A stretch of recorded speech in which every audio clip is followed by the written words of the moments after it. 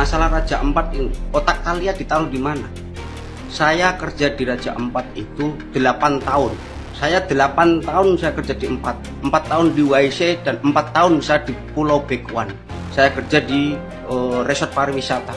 Dan ada satu pengalaman, nih buat pemangku pejabat-pejabat tinggi nih, ada satu pengalaman ini.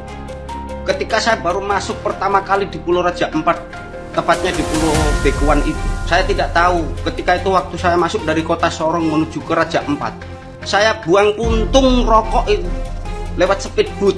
Saya harus disuruh loncat untuk berenang ngambil puntung rokok tersebut, itu demi untuk menjaga kelestarian Raja Ampat. Tapi Anda sudah merusak seperti ini. Otak kalian di mana? Ini adalah kekayaan Indonesia yang wajib kita rawat. Tapi kalian tidak punya otak dan hati nurani. Karena ini pengalaman saya, hanya sekedar puntung rokok saja saya disuruh loncat ke laut, berenang mengambil puntung rokok, dan disuruh ngambil, ditaruh di saku, kemudian suruh cari tempat sampah ketika nanti sudah di daratan. Itu pengalaman saya di Raja Ampat. Tapi kalian sudah merusak, kalian tidak punya hati nurani. Ini Aceh, Bu. Aceh. Apa harapannya Pak Camat terhadap 4 pulau? Itu milik kami Aceh. Jangan macam-macam sumut. Berarti 4 pulau harga mati. Harga mati. Aceh. Untuk Aceh. Takbir. Allahu Akbar.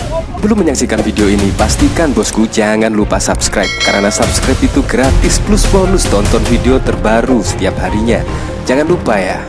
Kadang-kadang saya mulai berpikir ya, apakah ini akan ada skenario setidaknya menjatuhkan Pak Prabowo Subianto, ya setidaknya mengurangi kepercayaan masyarakat kepada Pak Prabowo. Bayangkan, Pak Prabowo baru saja menjabat sebagai presiden belum genap 1 tahun, tetapi satu persatu permasalahan ini mulai datang. Yang cukup mengejutkan, permasalahan datang ini bukan terkait kebijakan Pak Prabowo. Ini kan sangat lucu. Dimulai apa? Dimulai PPN 12% misalkan. Ketika Pak Prabowo yang baru menjabat kurang dari 2 bulan langsung dihadapkan dengan PPN 12%, dan bahkan itu pun masyarakat menolak setidaknya PPN 12%.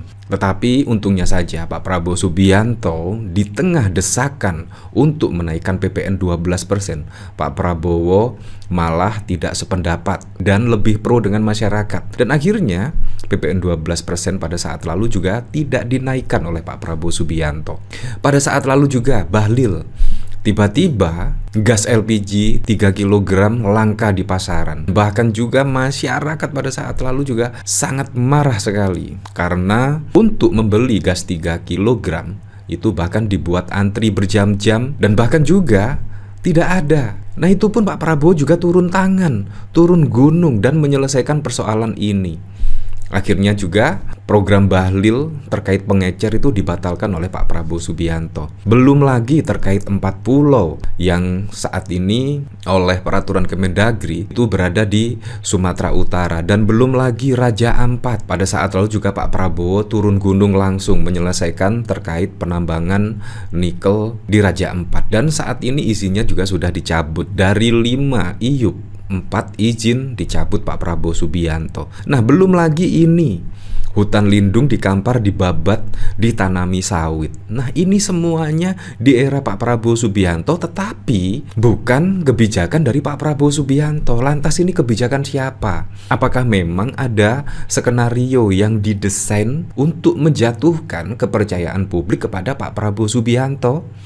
Ya, kita juga tidak tahu. Yang jelas saat ini Pak Prabowo memang dibuat pusing terkait permasalahan-permasalahan yang terjadi bukan kebijakan dari Pak Prabowo Subianto. Nah ini juga sangat lucu. Apakah memang ada skenario ya setidaknya untuk mendowngrade Pak Prabowo Subianto pada Pilpres 2029? Ya memang Gerindra pada saat lalu juga mendukung Pak Prabowo untuk maju pada Pilpres 2029. Memang menurut saya sangat betul sekali ya, dari opini dari masyarakat, aspirasi dari masyarakat, Pak Prabowo harus mengganti setidaknya menteri-menteri yang terafiliasi dengan Pak Jokowi. Kurang lebih seperti itu. Jadi Pak Prabowo bisa menjalankan roda pemerintahan dengan baik kalau menurut saya sih.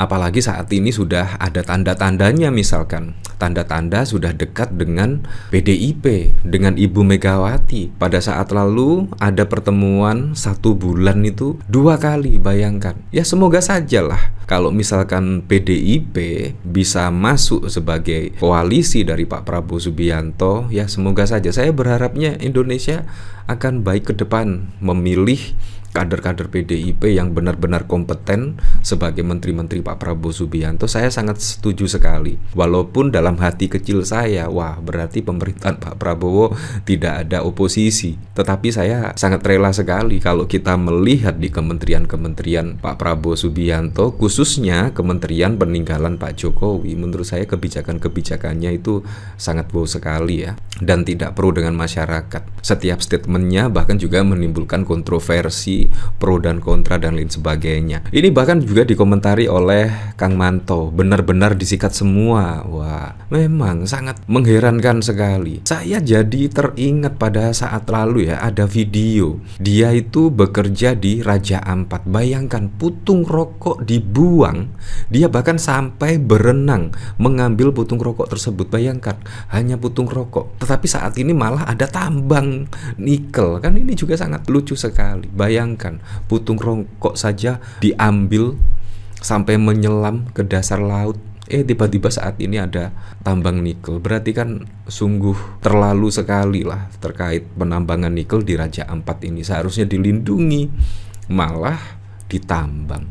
Nah, kalau kita lihat pada saat lalu Pak Prabowo turun tangan demi gas melon beredar lagi di pasaran. Bahkan dari sini juga anggota DPR minta Tito kembalikan 4 pulau dari Sumut ke Aceh. Ini pastinya juga Pak Prabowo turun tangan, turun gunung, dan akan mengembalikan 4 pulau ini ke Aceh lagi. Bayangkan, di Aceh itu menurut saya sudahlah, jangan mencampuri Aceh. Kalau memang ini 4 pulau dan ada sejarah historisnya, kenapa keputusannya tiba-tiba dialihkan ke Sumut? Ini kan juga sangat tidak masuk akal sekali. Kalau kita lihat video-videonya itu bahkan ada gapura, ada sejarah historisnya bahwa 4 pulau itu milik Aceh. Ini kan juga tidak masuk akal sekali. Ada apa ini semua ya? Kok selalu membuat gaduh saja di pemerintahan Pak Prabowo khususnya. Ini kan sangat wow sekali. Padahal Pak Prabowo tidak membuat kebijakan, tiba-tiba ada hal seperti ini. Pastinya Pak Prabowo akan turun tangan terkait 4 pulau ini dan pastinya akan dikembalikan ke Aceh. Seperti halnya ini juga, bahkan Bahlil pada saat lalu juga menuding ada video hoax terkait kerusakan Raja Ampat. Greenpeace sangkal tudingan Bahlil soal hoax kerusakan alam di Raja Ampat. Padahal juga sudah ada videonya ya.